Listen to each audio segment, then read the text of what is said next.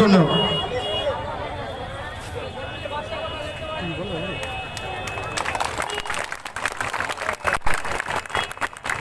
জয়পুরি গ্রাম থেকে আমাদের কর্মী বন্ধুরা জয়পুরি গ্রাম থেকে বিপ্লব রায় চৌধুরী এবং প্রার্থী দেবাংশু দাকে বরণ করে নিচ্ছেন একসঙ্গেই।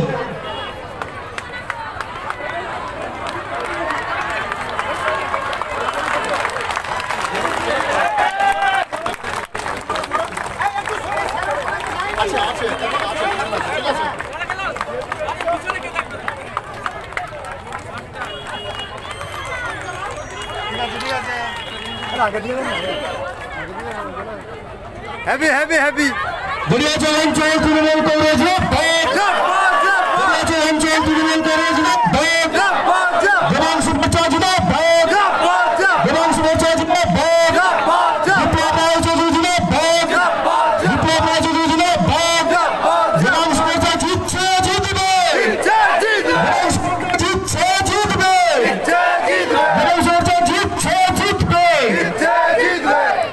জেতার পূর্বে আমরা কিন্তু জয় মাল্লা দিয়ে দিলাম দেবাংশুদার বলে আমরা অবশ্যই মায়ের কাছে প্রার্থনা করে মায়ের প্রার্থনা করে আমরা যুব সভাপতি আমাদের জয়প্রকাশ সিং একটি স্কেচ তুলে দিচ্ছেন হ্যান্ড স্কেচ তুলে দিচ্ছেন আমাদের প্রার্থীর হাতে।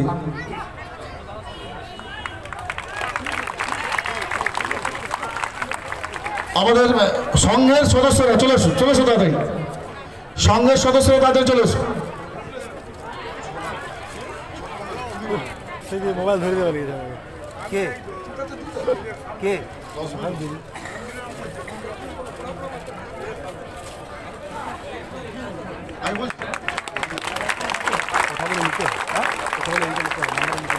আমাদের সংঘের সদস্যরা এসছেন দেবাংশুদাকে পুষ্পস্তবক দিয়ে সম্বোধনা জ্ঞাপনের লক্ষ্যে।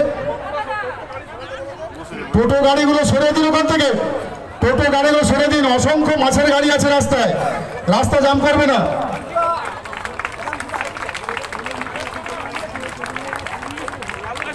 পোলের মুখে টোটোগুলো রয়েছে,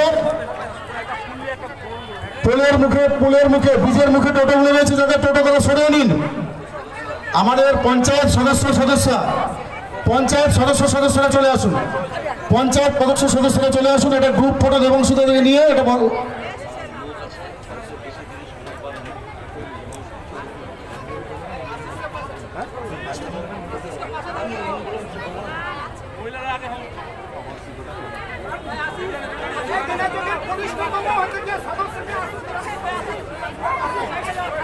আমাদের পঞ্চায়েত সদস্য সবাই দেবাংশুদাকে অভ্যর্থনা জানাচ্ছেন। দাও ফুলটা দাও।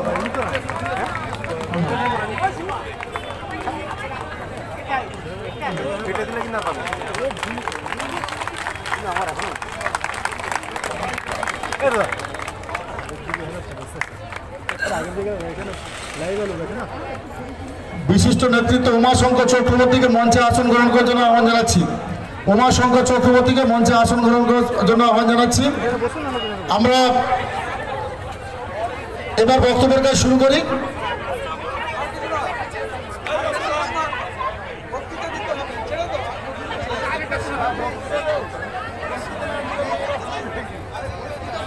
সিভিক যারা আছেন রাস্তাটা একটু দেখুন, রাস্তাটা একটু দেখুন। এবার হয়ে গেছে আর নয়। আমি অসীম মাঝি জেলা পরিষদের সদস্য, আমাদের নেতৃত্ব, দু একটি কথা আমাদের কর্মীদের উদ্দেশ্যে বলবার জন্য আহ্বান জানাচ্ছি। অসীম মাঝি। নমস্কার, আমি বক্তব্য আপনাদের সামনে পেশ করব না আজকে। তারা আপনারা জানেন যে আমি আপনাদের এলাকার ছেলে। আমি আপনাদের কাছে বিগত তার অংশগ্রহণ তিনি সুনিশ্চিত করেন আমাদের সেই মৎস্যমন্ত্রী বিপ্লব রায় চৌধুরী আপনাদের সামনে বক্তব্য রাখছেন।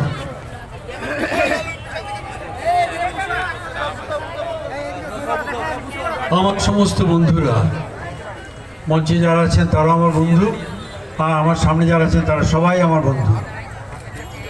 এই এলাকায় গত প্রায় 40-45 বছর ধরে 50 বছর ধরে পরিক্রমা করেছি আমি। আগে সাইকেলে করে যাতায়াত করতাম কোলাঘাট থেকে, দীর্ঘ পথ পরিক্রম করতে করতে ক্লান্ত হয়ে যেতাম। এই দোকানে বসে মুড়ি বাদাম খেতাম। এই করতে করতে জীবন দেখতে দেখতে দেখতে দেখতে লড়াই করতাম, এগিয়েছি। এবং সেই রাস্তা আগে যেরকম ছিল তার চেয়ে অনেক চমৎকার রাস্তা হয়ে গেছে। এবং আমি যখন 96 সালে প্রথম এমএলএ হয়ে এই এলাকায়, কত মানুষ আমাকে বলতে গিয়েছিল যে আমাদের বাড়িতে বিদ্যুৎ নেই, বিদ্যুৎ করে দেবেন, আমাদের জল নেই, জল করে দেবেন, আমাদের রাস্তা নেই, রাস্তা করে দেবেন।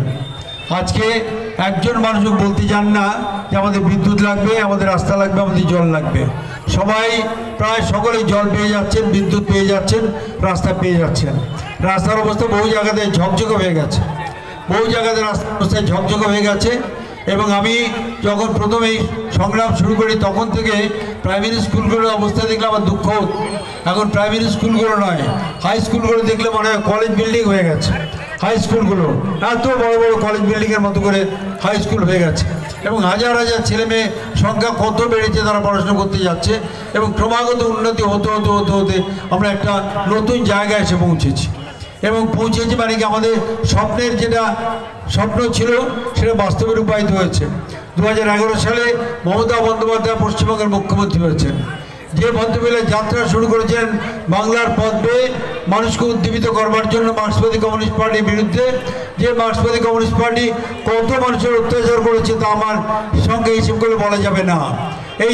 এই সেদিন আমরা এসেছিলাম হীরাপুর ব্রিজ উদ্বোধন করবার জন্য। তখন আমার মনে পড়লো আমাদের সুদর্শনকে ওখানে বাজারে আটকে রেখে দীর্ঘ সময় ধরে গালিগালাজ করছিলেন যারা, তাদের মাঝখানে প্রভাতী গিয়ে তার সুদর্শনকে উদ্ধার করে নিয়ে এসছেন। সে ঘটনা মনে পড়লে আজকেও আমার আনন্দ হয়। আমাদের এই ধরনের কিছু কিছু মেয়ে ছিল, আমার এই ধরনের কিছু কিছু কর্মী ছিল, তারা এখনও আছে। এবং আমি এখন আনন্দের সঙ্গে ঘোষণা করছি যে আমাদের দেবেন তারা ছিল। এবং আমার আরও কয়েকজন বন্ধু, দিনটা সে কোথায় গেল, সে এখানে আছে, সে ছিল, সে মার্ক্সবাদী কমিউনিস্ট পার্টির অত্যাচারের বিরুদ্ধে রুখে দাঁড়িয়েছিল। রাত্রি 1টার সময় সিপিএম নেতার গাড়ি আটকে তাকে বলেছিল রাত্রি 1টার সময় ভোট প্রচার কিসের জন্য, রাত্রি 10টার সময় ভোট প্রচার শেষ হয়ে যায়, রাত্রি 1টার সময় কী করতে গাড়ি নিয়ে এসছেন আপনি? হাত জোড়ো করে ক্ষমা চেয়ে তারা পালিয়ে গিয়েছিল। তখন দিনটা তাকে ছেড়ে দিয়েছিল। তো এই ঘটনাগুলো যখন মনে পড়ে তখন আমার মনে পড়ে যে আমরা একটা অসাধারণ লড়াই করছিলাম। সেই লড়াই করতে করতে করতে করতে আজ থেকে 12 বছর আগে আমরা ক্ষমতা পেয়েছি। এবং আমাদের যে নেত্রী যাকে সামনে রেখে লড়াইগুলো করছিলাম, তিনি বাংলার মুখ্যমন্ত্রী হিসেবে শপথ নিয়েছেন। বাংলার মুখ্যমন্ত্রী হিসেবে শপথ নেওয়ার পরে আমরা প্রথম অনুভব করলাম যে একজন মহিলা, যিনি মহিলাদের কষ্ট বোঝেন, বাংলা মানুষের কষ্ট বোঝেন, মানুষের দুঃখ বোঝেন, মানুষের কষ্ট বোঝেন কীরকম। তিনি ঝাড়গ্রাম গিয়েছিলেন এবং সেখানে গিয়ে দেখলেন যে মানুষ বলছে আমরা খেতে পাচ্ছি না। বট গাছের তলায় 8-10 জন মানুষ তারা বসে আছেন, জীর্ণ শীর্ণ চেহারা। জিজ্ঞেস করলো কত বয়স হয়েছে, বললো বয়স তো 45, কিন্তু দেখতে 75-এর মতো লাগছে। কেন এত বয়স এরকম লাগছে? বলে খেতে পাই না, তার জন্য খেতে পাই না। তারা খেতে পাচ্ছিল না। মমতা বলেছিল তখন ওখান থেকে ফিরে আমাদের রাস্তায় বলেছিল যে আমি যদি কখনো পশ্চিমবঙ্গের দায়িত্ব পাই তাহলে এই মানুষদের খাওয়ার ব্যবস্থা করে দেবো। তারপর থেকে প্রথমে বললেন গোটা ঝাড়গ্রাম মহকুমায় সমস্ত মানুষ বিনা পয়সায় রেশন পাবে। পরবর্তী পর্যায়ে কলকাতা ফিরে বললেন গোটা বাংলার মানুষ বিনা পয়সায় রেশন পাবে। এটা অদ্ভুত পরিবর্তন, অদ্ভুত সিদ্ধান্ত, অদ্ভুত সিদ্ধান্ত। এই জন্য বলছি, কেউ কখনো ভেবেছে বিনা পয়সায় রেশন দেবে? কেউ কখনো ভেবেছে বাংলার সমস্ত মানুষকে চিকিৎসার জন্য 5 লক্ষ টাকা করে তার কার্ড করে দেওয়া হবে? 5 লক্ষ টাকা বিনা পয়সায় তারা চিকিৎসা পাবে বাংলায় সমস্ত হাসপাতালগুলো থেকে, সরকারি হাসপাতালগুলো থেকে। এখন আবার নতুন একটা উদ্যোগ শুরু হয়েছে। স্বাস্থ্য দপ্তর আমাদের বলছেন, আমরা যারা এমএলএ, আমরা যারা মন্ত্রী, তাদের বলছেন যে নার্সিংহোমগুলো 5 লক্ষ টাকা চিকিৎসা করবার নাম করে বিল মিথ্যে বাড়িয়ে লিখে তাদের নাম আমাদের দিন, আমরা এই নার্সিংগুলোকে বন্ধ করে দেবো। আমরা দেখছি মমতা বন্দ্যোপাধ্যায় যখন চেষ্টা করছেন বাংলা মানুষকে চিকিৎসার সুবিধা দেওয়ার জন্য, তখন কিছু কিছু রক্ত চুষা দানব তারা চেষ্টা করছে কী করে মানুষের রক্ত আরও বেশি করে চুষিয়ে নেওয়া যায়, নিজের সম্পদ বাড়িয়ে নেওয়া যায়। মমতা বন্দ্যোপাধ্যায় 12 বছর মুখ্যমন্ত্রী আছেন, আর সূর্যকান্ত মিশ্র সিপিএমের 14 বছর স্বাস্থ্যমন্ত্রী ছিল। আমি অবাক হয়ে ভাবছি 12 বছরে মমতা বন্দ্যোপাধ্যায় পশ্চিমবঙ্গে 50টা নতুন হাসপাতাল তৈরি করেছেন, 50টা নতুন হাসপাতাল তৈরি করেছেন। আর সূর্যকান্ত মিশ্র 14 বছর পশ্চিমবঙ্গের স্বাস্থ্যমন্ত্রী ছিল, তিনি কটা হাসপাতাল তৈরি করেছেন আমরা কেউ জানি না। সিপিএমকে উত্তর দিতে হবে। সিপিএম নির্বাচনের প্রার্থী দেওয়ার জন্য এখন ঘুরে বেড়াচ্ছে, এখানে ওখানে সেখানে নতুন ছেলে খুঁজছে কী করে প্রার্থী দেবে। আমরা জানতেই চাই কী অধিকারে আপনি প্রার্থী দেবেন, কী কাজ করেছেন বাংলায় আপনারা। সূর্যকান্ত মিস্ত্রি একটাও কাজ করেছেন বলে বলতে পারবেন না, খালি দলবাজি করেছেন এটুকু বলতে পারবেন। আর ক্রমাগত আমাদের এখানে ওখানে হত্যা করবার জন্য রং কিনেছেন তা বলতে পারবেন, এছাড়া অন্য কোনো কথা বলতে পারবেন না। মমতা বন্দ্যোপাধ্যায় যখন বাংলার মেয়েদের 500 টাকা করে দেয়, তখন আমি অবাক হয়ে মেয়েদের জিজ্ঞেস করেছিলাম 500 টাকা নিয়ে কী করবেন আপনি? বলেন বাবু, কর্তাকে যখন 500 টাকা চাই, 100 টাকা চাই, কর্তা মুখ ঝামটা দেয়।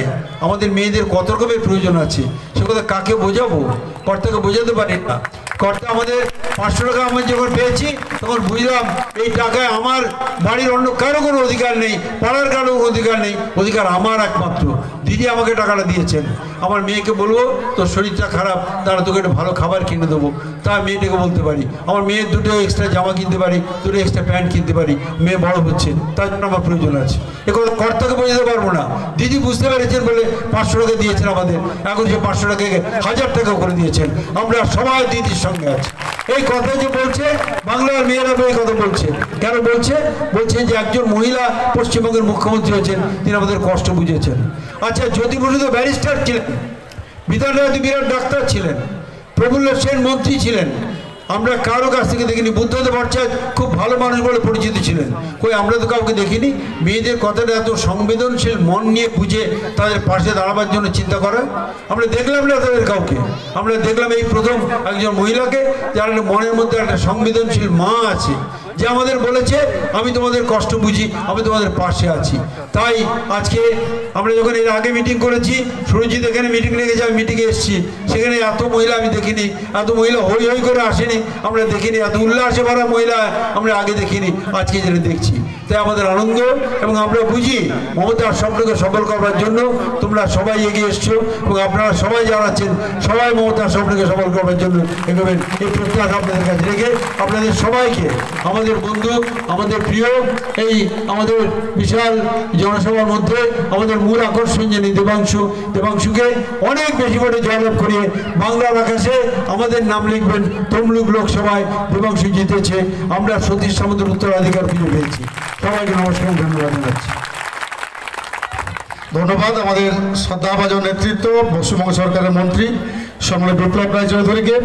এবার আমরা তারই কণ্ঠে বক্তব্য শুনব, যে কণ্ঠ বাংলার বুকে, বাংলার কোনায় কোনায়, বাংলার অন্তরে অন্তরে, দিকে দিকে প্রতিবাদের মূর্ত প্রতীক হয়ে ছড়িয়ে পড়ে আমাদের প্রার্থী লোকসভা তমলুক সর্বভারতীয় তৃণমূল কংগ্রেসের নেত্রী মমতা বন্দ্যোপাধ্যায়ের অত্যন্ত স্নেহধন্য স্নেহাশিস পাত্র দেবাংশু ভট্টাচার্য আপনাদের সামনে বক্তব্য রাখবেন।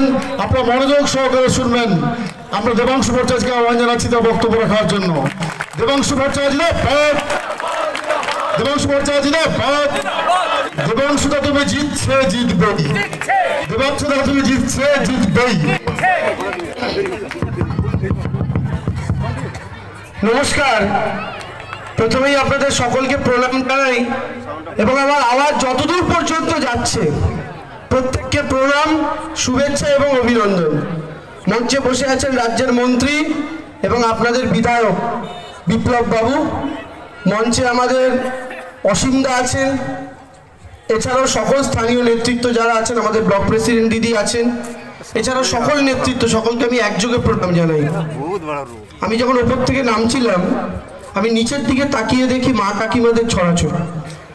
আমি শুধু ভাবি তৃণমূলের মিটিংয়ে